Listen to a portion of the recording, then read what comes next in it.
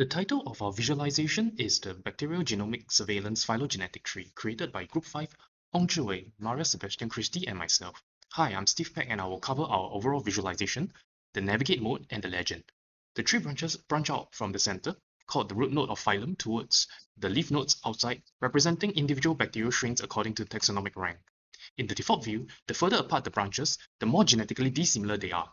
Users can reconfigure this radial layout ordering using the leaf sort order drop-down menu. Longer inner branches indicate more accumulated genetic mutations from a common ancestor. In default view, about 30% of the outer region shows antimicrobial resistant gene counts. Longer colored branches indicate higher antibiotic resistance. Users can toggle branch lengths under display to switch between resistance emphasis and accumulated genetic mutations. At the top left, there are two modes, navigate and select. In navigate mode, users can drag the screen and scroll to zoom into areas of interest. The minimap on the top right reminds the user which part of the visualization they are at. For the legend, following Module 2 Visual Variable Guidelines, the shape of each leaf node represents the source of the bacteria.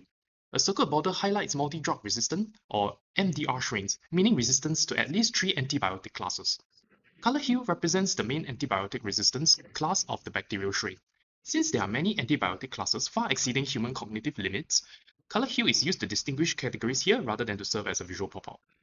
Clicking a leaf node in this mode gives beginner users a simple explanation of how known gene regions found in the bacterial strain confer resistance to a specific antibiotic. Double-clicking in this mode resets the view.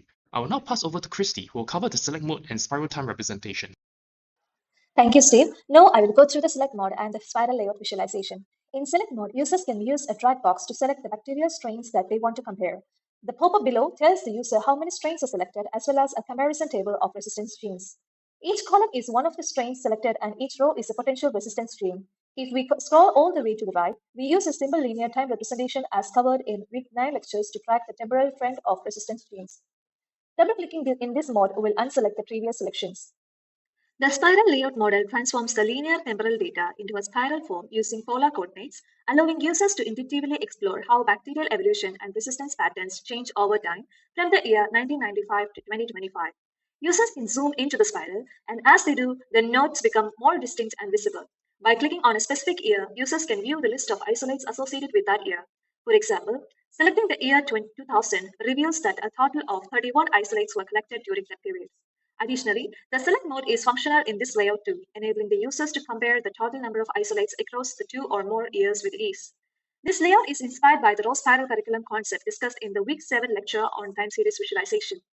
I will now hand over the time to Zhi Wei, who will be talking about the filters that are implemented throughout this visualization. Thank you, Christy. Now I'll go through the relevant filters used in the visualization and how it helps in achieving the main objective, which is to observe the resistant mechanisms that bacteria acquire over time, and more importantly, identify which antibiotics may still be effective against a given strain. These filters allow the users to focus on specific strains while dimming the rest of the unselected strains. Firstly, the resistant class. We can select a specific class of antibiotic resistance. For example, selecting only carbapenem will highlight every carbapenem resistant strain. Secondly, we implemented a filter for isolation source to isolate organisms based on where they were isolated. Researchers can use this to identify dominant resistant mechanisms based on a particular site of infection.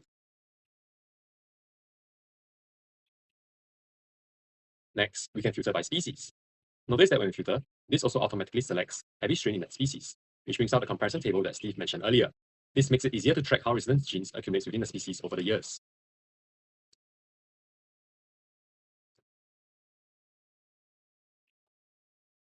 Next, we implemented an interactive dot map to show where the strains were isolated geographically.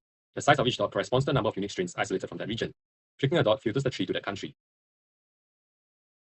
Lastly, strain search. For more advanced users, they can select specific strains by typing in the name of the strain. This can be especially useful for clinicians who just isolated a particular strain from a patient and needs to quickly identify which antibiotics are still likely to be useful for them. Let me illustrate a concrete example for this visualization. For example, we want to verify that antibiotic resistance is highly location-specific, driven by differences in local antibiotic use, healthcare practices, and sanitation practices. Using the country filter, we can select USA and Malaysia.